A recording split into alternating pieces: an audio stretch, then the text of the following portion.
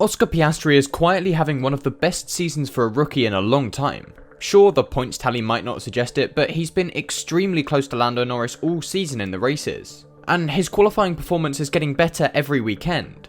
It should come as no surprise really, because he came into F1 after having won the championship in his first season in Formula 3 and Formula 2. He's genuinely one of the most exciting drivers on the grid at the moment, and with McLaren seemingly on the way back to the front of the grid, I'm sure it won't be long before we see Oscar on the podium, and even on the top step of it. And I'm sure he has what it takes to become a Formula 1 world champion. So let's talk about it. Back when Oscar was 2 years old, his father Chris Piastri co-founded HP Tuners, a brand I'm sure you'll have heard of if you followed Piastri's career in junior formulas. I can only assume then that Chris was something of a racer himself, given his company make performance tuning chips for cars. Anyway, Oscar Piastri's first time in a go-kart was 2011, when he was 9. But he was involved in racing long before then, as he raced RC cars at a national level, much like another F1 driver who won both F3 and F2 in his first seasons before making an F1 debut with McLaren. Piastri was very successful racing RC cars, winning plenty of races and winning the Australian Championship aged 9. Between 2011 and 2013, karting was sort of just a quite serious hobby, but in 2014 he began to take it more seriously. He competed in the Australian National Kart Championship in both Junior Clubman and Junior National Light categories, finishing 2nd and 8th respectively in the championships. He also finished 3rd in the IAME International Final, driving a Junior X30 kart. In 2016, Piastri moved to the UK to further his career, and it was at this time that he joined Ricky Flynn Motorsport. Now, if you want to get to F1, then RFM is one of the best places to be. Of the 20 drivers on the grid at the moment, RFM have trained 4 of them: Lando Norris, Guan Yu Zhou, Logan Sargent and Oscar Piastri. Now, Piastri's results with RFM don't look amazing on paper, with a best finish of 6th in the FIA World Karting Championship. But he was still within a second of finishing 3rd in what is probably the most competitive kart race there is. As a result of his commitment to the Karting World Championship, Oscar missed out on valuable testing time for his next move in motorsports, the F4 UAE Championship. And I'll tell you all about his results in that after this. This video is brought to you by Manscaped. Manscaped is trusted by more than 8 million men worldwide to look after their balls. And when you can get 20% off, free international shipping and 2 free gifts when you use my code JohnWarren at checkout, I think you should trust them too. Manscaped's Performance Package 4.0 has been a game changer for me. The star of the show is this, the Lawnmower 4.0. It's the 4th iteration of their electric trimmer, featuring a ceramic blade to help reduce accidents. It has a light at the front to help you achieve a more precise shave, and it's waterproof, so you can shave in the shower to minimize mess. If you're going for the full Sphinx look, then the Lawnmower 4.0 has you covered, with a battery that lasts up to 90 minutes on a full charge, giving you plenty of time to shave everywhere. Also included in the Performance Package 4.0 is the new Weed Whacker 2.0 nose and ear hair trimmer. Just like the Lawnmower, the Weed Whacker is cordless and rechargeable, and it features technology to reduce nicks and snags, so you don't give yourself a nosebleed while you're shaving. And then finally in the kit are these 2 bottles, the Crop Preserver Ball Deodorant and the Crop Reviver Ball Toner, to keep them smelling fresh all day long. Manscaped also threw in 2 free gifts, a high quality travel bag called The Shed and a pair of very comfortable anti-chafing boxers. If you're interested, then go to manscaped.com today and use my code JohnWarren at checkout to get 20% off and free international shipping. Thanks to Manscaped for sponsoring, and let's get on with the video.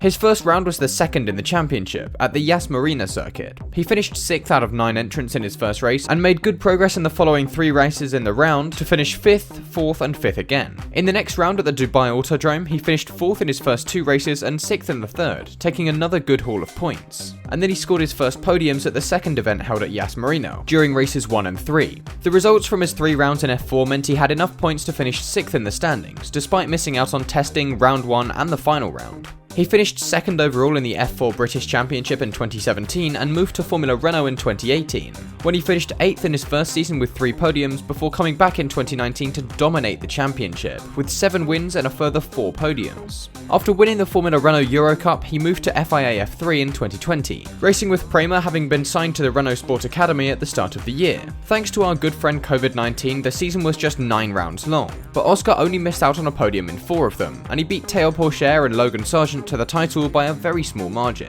Sargent crashed out of the first lap of the final round, leaving him out of the championship hunt. And Pourchaire, despite taking 2 podiums in the weekend, just didn't score enough points to beat Piastri, and he finished just 3 points behind. In a slightly more normal season than 2020, Oscar Piastri graced the F2 paddock with his presence at Prema Racing, and won in the 2nd sprint race in the opening round. He was on for a podium in the feature race as well, but was spun around by Dan Ticktum, leading to him not finishing the race. The following round in Monaco brought more success, with points in the first sprint race, followed by a P3 finish in the second sprint race, which became P2 after Liam Lawson was disqualified for an illegal throttle map at the start. Piastri's P3 became P2 again in the feature race, this time thanks to Yuri Vips being penalised for causing a collision. Another feature race P2 followed in Baku, where he closed in further on Guan Yu Zhou for the lead of the championship, before taking the lead in Silverstone with another feature race podium. His first feature race win came shortly afterwards when he converted pole to the win in a race that ended under safety car. Piastri made it 3 poles in a row in Sochi, winning the feature race again in a weekend where he really started to stretch his championship lead. It became 4 poles in a row and 3 wins in a row in Jeddah, and he won the second sprint race just for good measure. By this point, his championship lead was 51.5 points, and then a 5th pole on the trot in Abu Dhabi, followed by a podium from 10th on the grid in the first sprint race, sealed the championship. He then won his 4th feature race in a row on the Sunday, rounding out a truly dominant season. Now, one of the main F1 talking points after the 2021 season, apart from the obvious, was that Piastri had been completely shafted by Alpine, who didn't have a seat available for him when he won the F2 championship. They placed Oscar into a reserve driver role, which he seemed happy enough about, but it wasn't a race seat. And for a driver who'd just won 3 championships in a row, not being in F1 seemed criminal. Around this time last year, the whole situation blew up quite messily. Piastri was apparently due to race for Williams in 2023, but then Alonso announced he'd be leaving Alpine for Aston Martin. With hindsight, it was one of the most intelligent moves of his career, but for Alpine it meant they were without a driver for 2023. And with Piastri without a drive for 2023, the logical thing would be to sign him for that year. So they did, kind of. Oscar wasn't actually asked if he wanted to drive for Alpine before they announced it, and so shortly after Alpine tweeted that he was signed, Piastri released this iconic tweet. Childishly, Otmar Safnauer questioned Piastri's integrity as a human being and threatened to take things to court, which he did and promptly lost. See, Oscar was fed up of waiting for Alonso to retire or leave, so he'd chosen to accept a contract with McLaren, which would guarantee him a seat for 2023, rather than risking being sidelined again, which without Alonso's move to Aston Martin, he would have been. I can understand why Otmar wasn't pleased with the decision, as Alpine had helped fund Piastri's previous 2 years in racing. But ultimately, they were the ones who didn't offer him a seat despite his success, and with no contract in place as per the contract recognition board, Oscar was totally allowed to go and sign for McLaren, a move which is starting to look like a very good one. Now, at the start of the season, I'm sure part of Piastri wished he'd accepted the contract with Alpine, because the McLaren in Bahrain was awful. He didn't make it out of Q1 and then didn't finish the race thanks to an electrical issue, and while Alpine also suffered a DNF with Esteban Ocon's car dying, the 9th place finish scored by Pierre Gasly was a lot better than Lando Norris's 17th. 2 laps down thanks to having to pit every 10 laps for a hydraulic issue. But after the British Grand Prix, McLaren looked comfortably the second fastest team. I made a video on the resurgence of McLaren, which I'll link at the end of this one if you want to see it. The reason I mentioned that video though was because I made a mistake in it, saying Piastri and Norris had the same spec car at the British Grand Prix, with both cars having the same parts, after Norris got to try them out very successfully in the Austrian Grand Prix. Now, while that was the intention of the team, it became possible to fit more upgrades to Lando's car before the weekend thanks to a new front wing, which meant the cars were still slightly different. Piastri qualified for the British Grand Prix just 1/10 of a second behind Lando, which we can look at in 2 ways. Either the new front wing has made Lando's car a 10th slower in qualifying to reduce the typical 2/10 gap to his teammate to just the 1, or the front wing offered some minor improvement and Piastri is really starting to close the gap to his teammate. And I have to say, I think it's the latter. Piastri's rookie season has, I think, been criminally overlooked. If he and Lando had been in a faster car, then Piastri would have been scoring points and probably podiums in most rounds, and he would have been genuinely appreciated for being the excellent driver that he is. However, with McLaren having, until now, such a poor race car, his results haven't at all reflected the calibre of driver he is. Pirelli's F1 tyres have often been criticised by drivers for being difficult to get used to, and with the limited testing and the McLaren still being bad on its tyres this year, it's probably been extremely difficult to get used to handling them. McLaren CEO Zak Brown has publicly claimed that Oscar Piastri is a future world champion based on the start to his season. "We're very impressed with him," he said. "He's very focused and he's not really made any big mistakes. Just the typical exploring of the limits, so the odd lock of a wheel here and there. He's not been to all these circuits used so far in 2023, so early indications are that we've got a future world champion on our hands. We've just got to work to give him a faster car now." The point Zak made about the mistakes is a very good one. Now, ignoring his crash in the slippery Canadian Grand Prix qualifying, he's been incredibly consistent. He spun once in pre-season testing, which has been his only spin of the year, which is genuinely amazing. F1's other 2 rookies this year, Logan Sargent and Nick De Vries, have had 3 crashes each, with countless spins for both.